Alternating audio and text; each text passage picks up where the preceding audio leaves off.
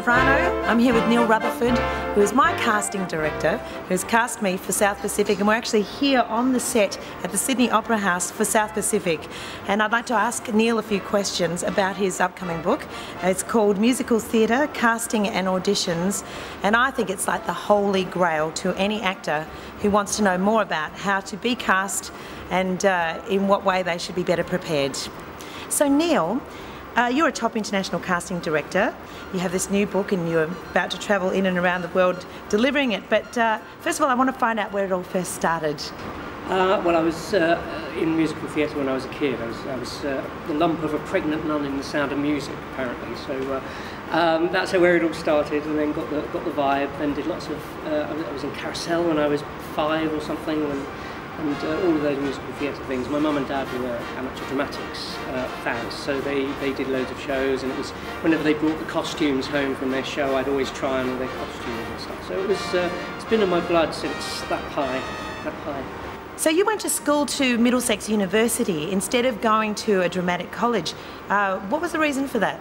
I just felt I needed a wider perspective on performance, and the drama. I got various places, various drama schools in London, in the UK, but I wanted to try and find something that was more than just performance, because at that point, without being arrogant, I was quite confident with my performance skill, and it was widening the choices there, and this was the only course I could go to. So it was, directing, administrating, composition, singing, acting, dancing, all the things that you would have done.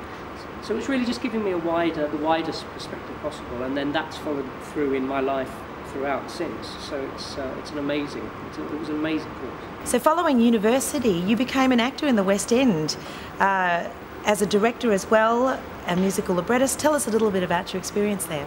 And it was amazing things, sort of Fiddler on the Roof, playing Mottle at the Palladium, Aspects of Love, Les Miserables, all kinds of brilliant stuff. I was very lucky, and it was a great opportunity. Was it a difficult decision to give up performing? What actually happened? I didn't really get the choice to leave acting. It was forced upon me. I got stage fright, which was horrific. When I was doing Les Mis, it first happened, and then again when I was doing a play at the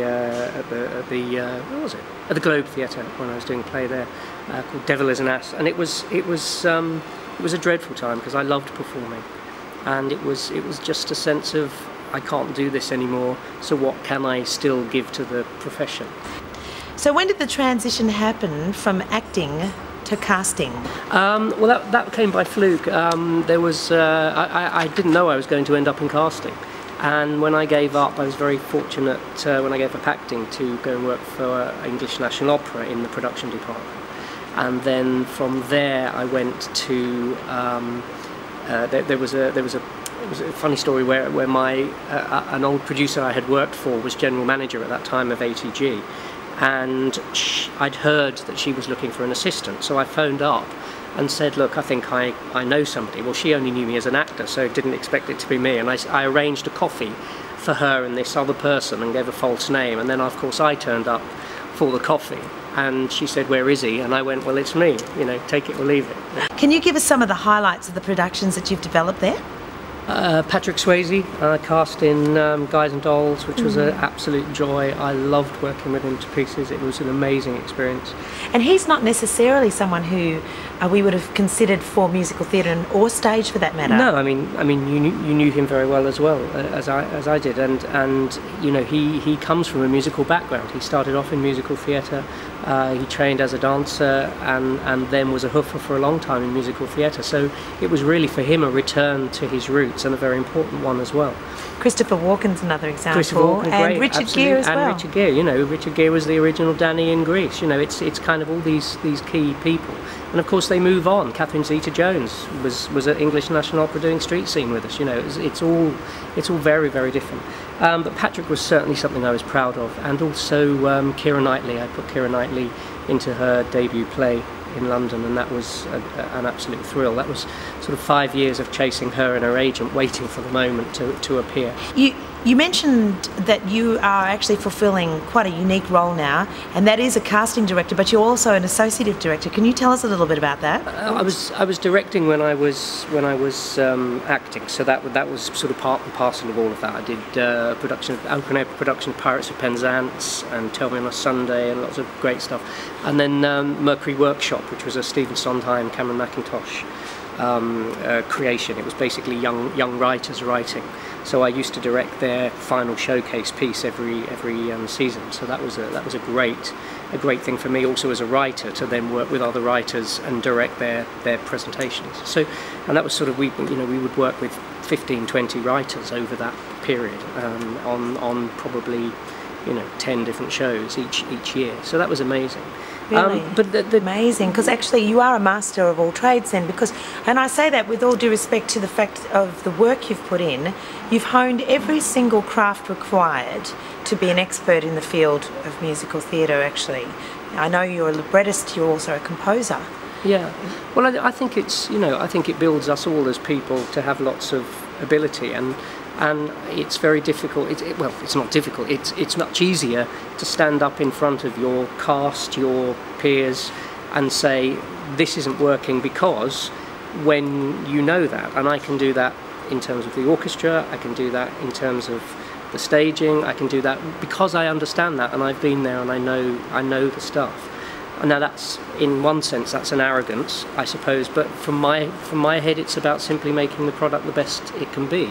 And to have all those little bits that you feed in, and all those skills you feed in, it's really important. I agree, absolutely. How does your history as an actor, director, musician influence you now as a casting director? I think the main thing is that I've managed to take my acting world into my casting world.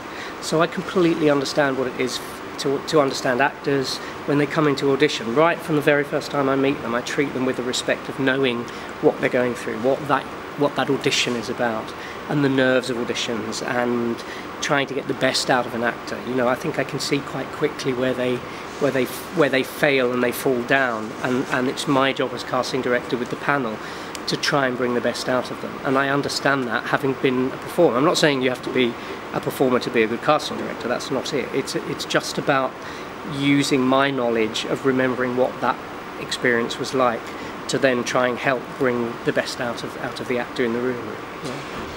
Now this book involves your experience, obviously, as a person who's been one, who's walked the boards, and obviously has it from the point of view of the actor. Was it easy to write? Yes, it was quite easy to write, because I can talk for days, so it was fairly easy.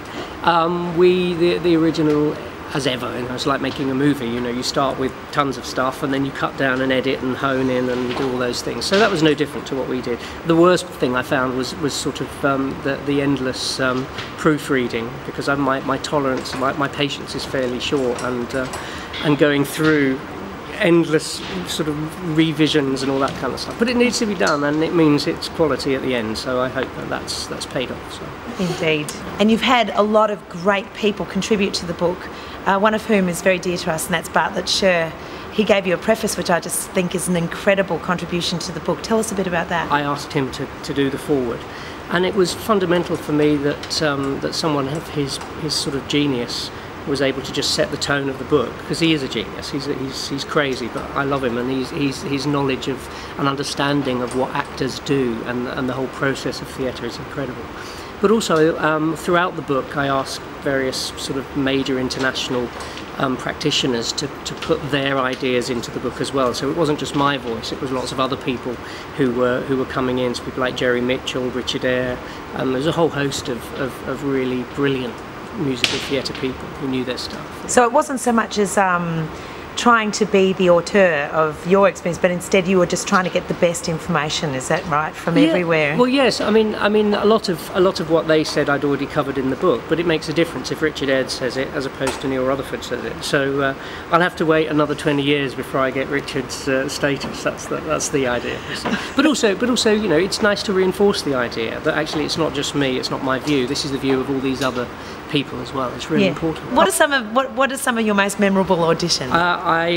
One of the memorable auditions was a guy who did the most amazing audition and wowed us all and was terribly nervous. And as he left the stage, he walked into what he thought was the exit, but it was a broom cupboard, and all this stuff kind of. It was very funny, very comical.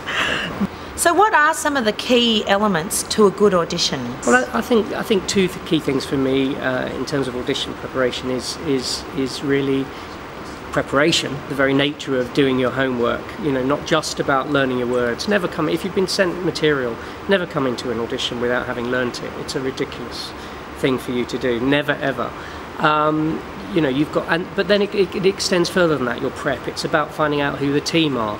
You know, how nice to go into Bartlettshire and go, you know, I saw the production on Broadway, or congratulations on your Tony Award, it was well deserved, and blah, anything that sort of indicates, not a big spiel, but anything that just indicates that you've done some homework, some interest in what that creative has done. I think that's really important. It's really important. And then the other thing really is to own the audition.